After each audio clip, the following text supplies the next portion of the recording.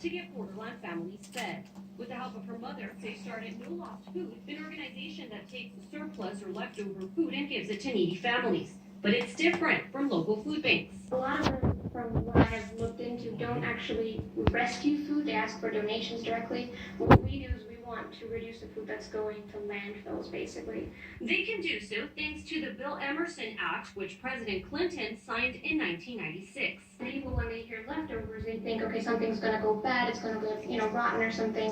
And if I feed that, do I get a liability on myself? The Bill Emerson Act protects donors in the case that someone were to get sick from the food given. But there is a small catch to it. As long as the food is given in good faith, and that means that you knowingly have not given bad food. We usually get it from stores, bakeries, and individual families as well, for now. All food that would otherwise end up in the trash, then in a landfill. The U.S. Department of Agriculture reports that in the U.S., 30 to 40% of the food supply goes to waste. That's about 133 billion pounds of food, totaling to about $161 billion per year. Meanwhile, hunger in communities like El Paso grew as the pandemic forced people out of work. At the pandemic time, we picked up a lot of things for low-income families to support.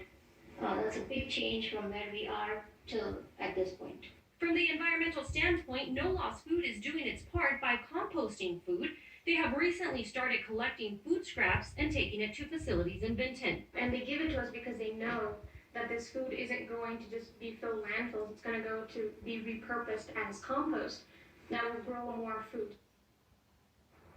No Lost Food relies heavily on volunteers and community support. They not only help families here, but also across the border in Juarez. Coming up in the next hour, I introduce you to some of those volunteers, and I'll show you a local bakery that's decided to not throw away leftovers and instead is contributing to the organization. Powerful concept.